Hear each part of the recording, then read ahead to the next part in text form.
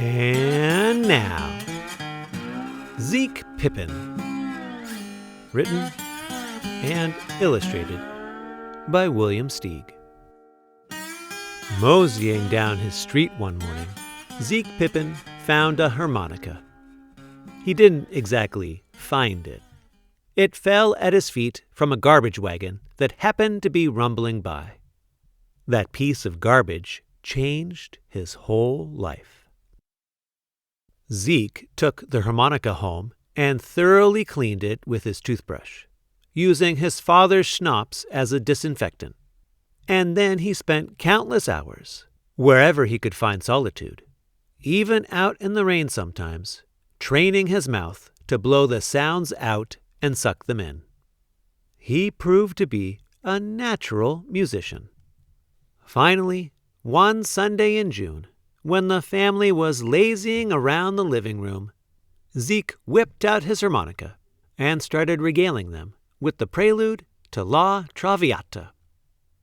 "Wow," said his sister. "Bravo, Zeke!" his mother cried. Even his father crowed, "Isn't that boy a Pippin?" But the next morning, they were all fast asleep. And it was the same story at every single one of Zeke's would-be concerts. Somehow, the Pippins went out like a light, no matter how merry the music. Their rudeness, his father not only slept but snored, was like a slap in the face. "Is this bunch really my family? The ones who claim they love me?" Zeke asked. "How can I go living under the same roof with such nincompoops?" Zeke pretended to be indifferent to this insulting behavior. But one night, he secretly packed 2 suitcases, the first with food, the second mostly with food. At the brink of dawn, with his harmonica in one pocket and all his cash in the other, he tiptoed down the stairs and left home. Zeke lugged his bags down to his private beach, where he had a raft hidden in the bushes. He dragged it out and made sure it was shipshape, then shoved and shimmied into the river, loaded it with his stuff, and hopped aboard. And there he was. As the red sun rose, the independent Zeke Pippin was drifting down the Hinkleholly River, face to face with the wide open sky. Sometimes his raft turned this way, sometimes that way, and sometimes it twisted completely around. After a while, he snacked on a slew of bagels plastered with peanut butter. Later, when his mouth came unglued, he zeezled and zoozled on his harmonica. Stuffed with bagels, Zeke nodded off. Nodding back on, he noticed he had company, an egret. He decided to treat his visitor to some good music. Guess what happened? The bird fell fast asleep, just like his family. Zeke studied his instrument, and for the first time, it struck him that it had no label. Was this some kind of weird magic harmonica that had fallen from the town garbage? An excursion boat, churning up the river, presented the opportunity for an experiment. Zeke launched into a jolly folk tune, and as he pretty much expected, the passengers started clapping, then dozed off. No 2 ways about it now. Zeke was the owner of a supernatural mouth organ.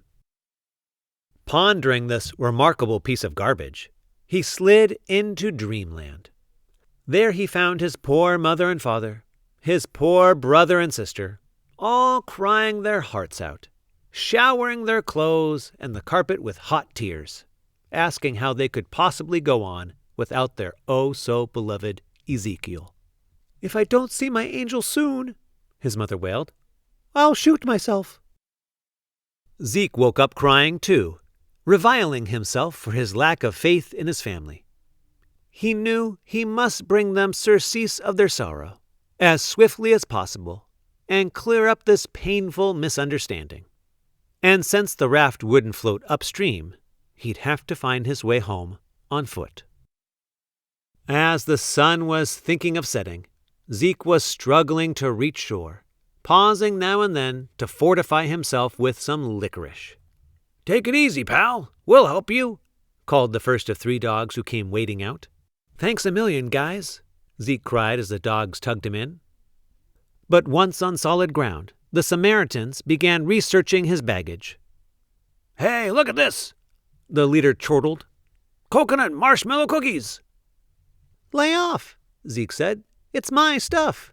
"Ha ha, it's his stuff," joked the one-eared foxhound. "Yippee! A harmonica!" yelped the Dalmatian, yanking it from Zeke's pocket. "Money!" the foxhound announced, digging into his other pocket. "Have a heart, fellas," Zeke pleaded. "Give me my harmonica and let me go, please. You can keep the rest, all of it." "Listen, Porky," the leader snarled. "You'd better shut your yap if you want to stay in one piece." The dogs hustled Zeke to a rundown shack, where they tied his arms behind his back and began debating how to dispose of him. "Let's drown him," the Dalmatian suggested. "How about baking him?" said the hound. "We could have baked ham sandwiches, chitlins, pig's nickels, etc." "No, he's too darned fat," said the leader. "We'll just leave him here, nicely tied up." "How about a goodbye song?" said the Dalmatian. She pressed the harmonica to her lips, but all that came out was "Frou frou frou frou." "Put a lid on it," barked the leader. "I can show you what to do," Zeke offered, "if you untie me." "We ain't untying nobody," said the leader. "All right, don't untie me. Just hold it to my mouth." The Dalmatian obliged. Zeke commenced to play, and exactly as he planned, the villains conked out. As the Dalmatian dropped to the floor, Zeke managed to hang on to the harmonica with his teeth. He slipped past the criminals he'd so cleverly bamboozled, butted the door open, and started up the path by the river. With the half-moon half-helping, Zeke threaded his way through a confusion of trees and tangled vines. The world around him was still. Even the trees were asleep. But then, out of that silence, came a frightful yowling.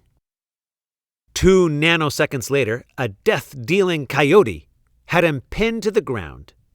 Zeke was so scared he couldn't breathe.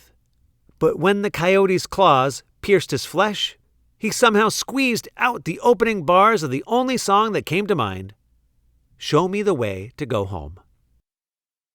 The coyote keeled over and yowled no more. Zeke played on a bit longer to make double sure the wretched carnivore was unconscious. Then he wiggled to his feet and continued homeward. Bushed and bleary as he was, Zeke never figured out how he found his way. But at last he was there, home, where he belonged. He wiped his feet on the doormat, pressed the doorbell with his snout, and fainted. His mother opened the door. "Pa!" she screamed. "Our boy is back. Do you hear me?" "Zeke! Gazeke!" his father cried. "Welcome home!" Zeke's father carried him to his bed, where he was covered with a blanket of kisses. Then they all spent the day waiting to hear his harrowing tale.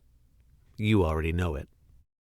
Zeke was soon the darling of the town, more celebrated than even the mayor. Grateful parents smothered him with hugs for serenading their children to sleep, and patients in the Quahog Hospital unanimously preferred his music to sleeping pills. For his next birthday, Zeke's parents gave him a regular harmonica, which he often played at the Grange Hall before an enraptured audience. As for the garbage harmonica, he always kept it on his person. He would have felt naked without it.